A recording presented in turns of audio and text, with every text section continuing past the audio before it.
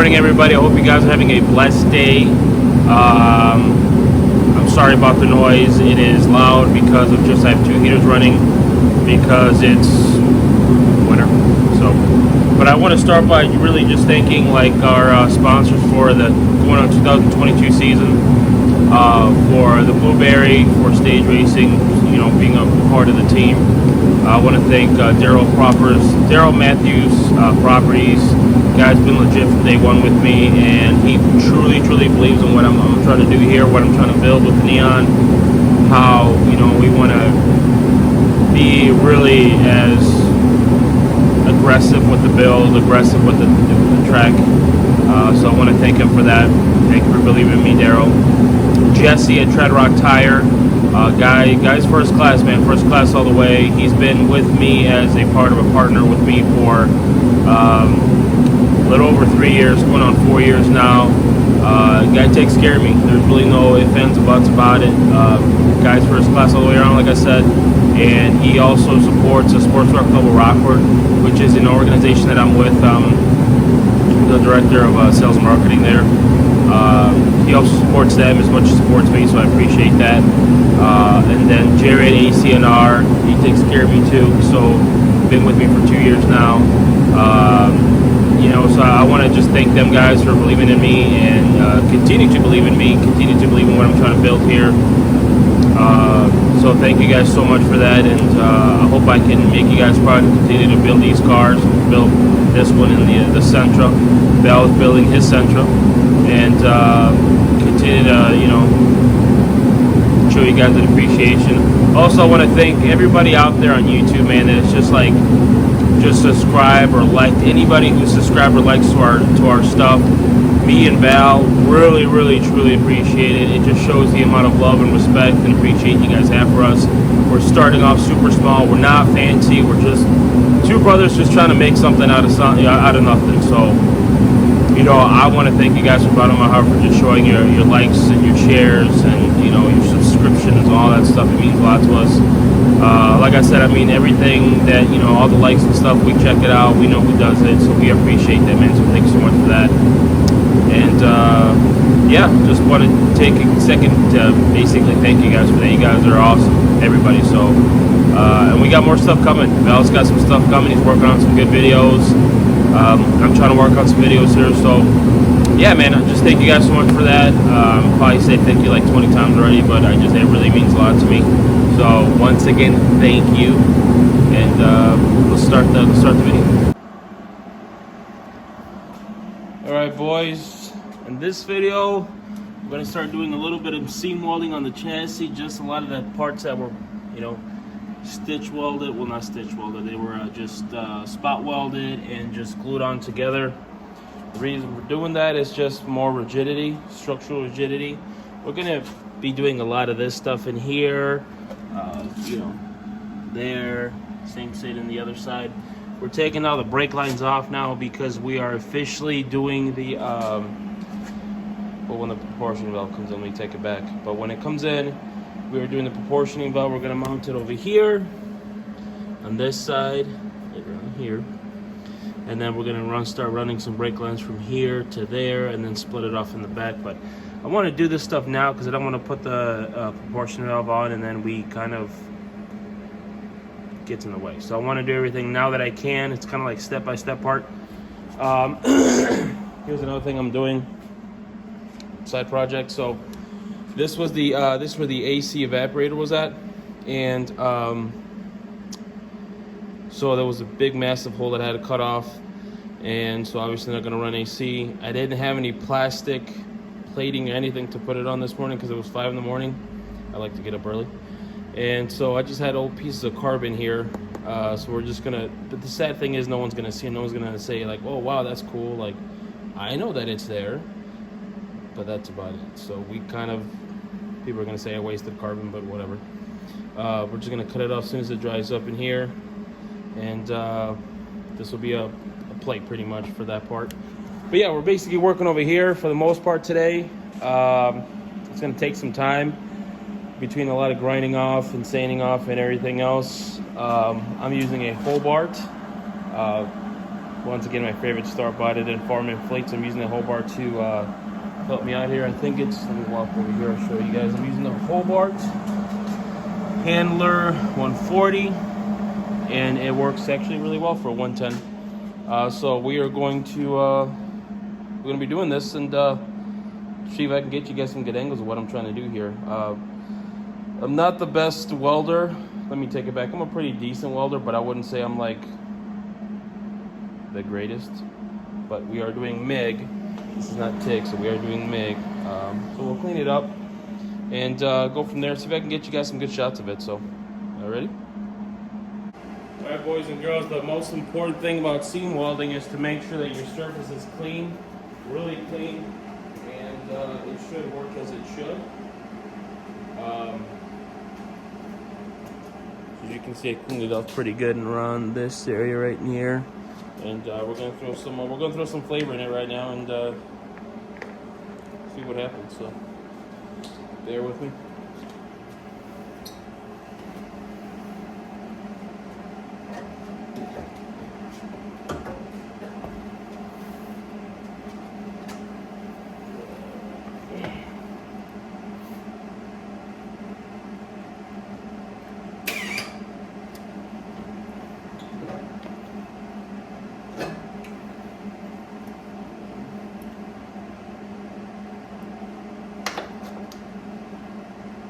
Find a good ground here.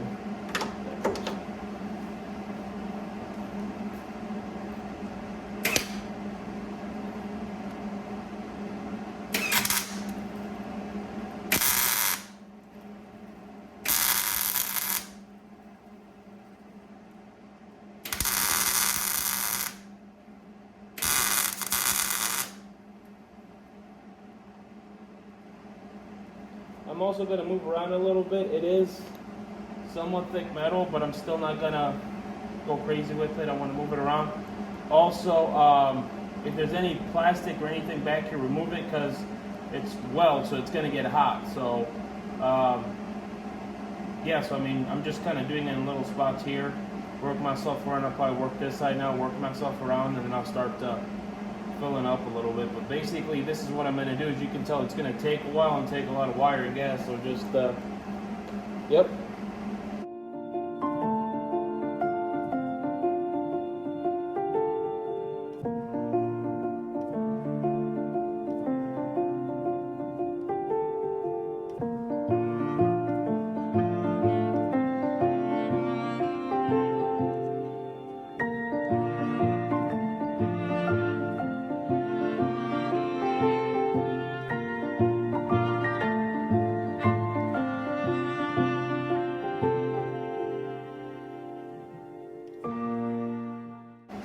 For the most part, that's it. I'm gonna let it cool off for a second.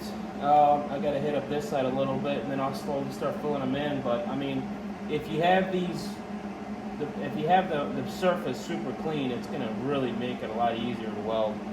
But I can tell it's penetrating because it's coming. I can tell definitely it's penetrating because I have and I did a couple practice shots before I started going crazy with it. You know, like I did practice shots and it was just a flat set piece of metal. And so far so good. So yeah, I'm gonna keep at it, guys.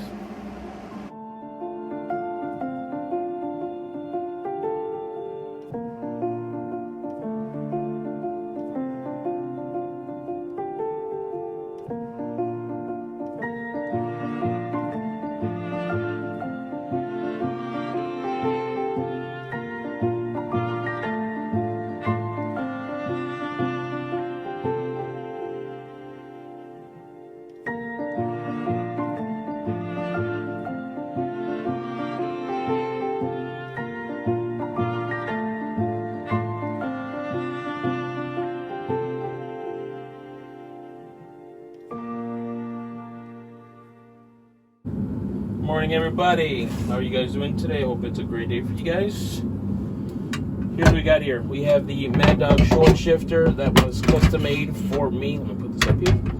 It's got a powder coated base. I believe this is the first gen base with the SRT4 good stuff in there. Powder coated shifter, powder coated base, and he basically had him do a billet shift on in here. So I already took the first gen stuff out, by the way. Big shout out to him. This is impressive, like first class all the way. I think this is a 60% throw, short throw. But yeah, let's get into this and start putting stuff back together. So already took the old one out. There was the I believe this is the, I think this was the airbag module plate, but obviously we're not using the airbag because not right now, but I mean there will be no airbags.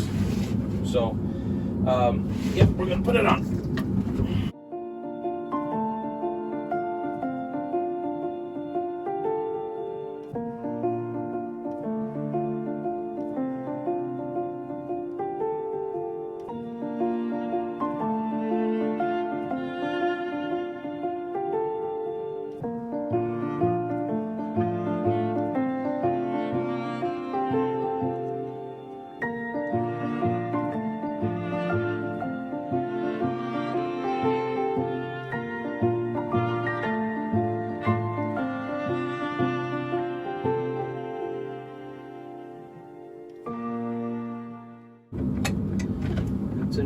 That's in for now. So in the front, there's 10s. There's 10 mils back on.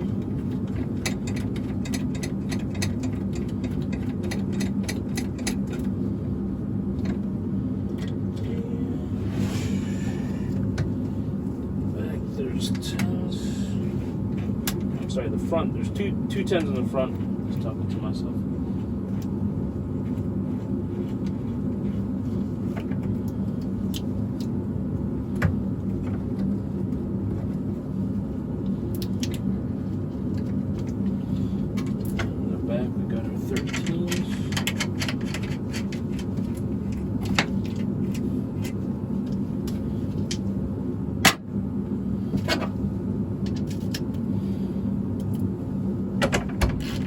We're also going to be putting, excuse me, the Aerocox Racing shifter bushings, which will be a good add-on to the goodness of everything we got going on. I don't know what the torque spec are, but it's not going anywhere. I'll leave it at that. Cool.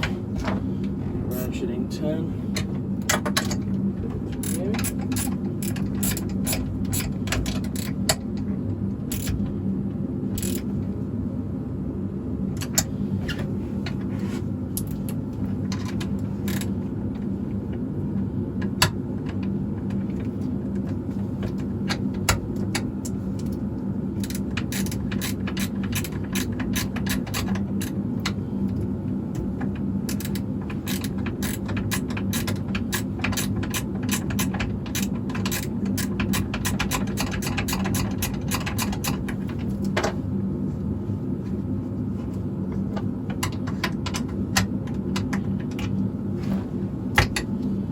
I got the door closed because the heaters are on and they get kind of loud.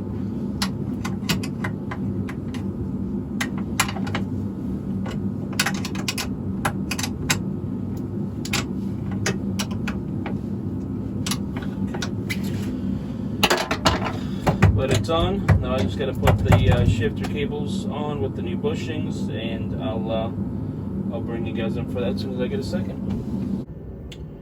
Alright guys, the shifter bushings are on. So these Aerocox Racing ones, I gotta be honest with them, I'm impressed. So these are, I believe they're aluminum, so like a dowel rod, aluminum, comparable to the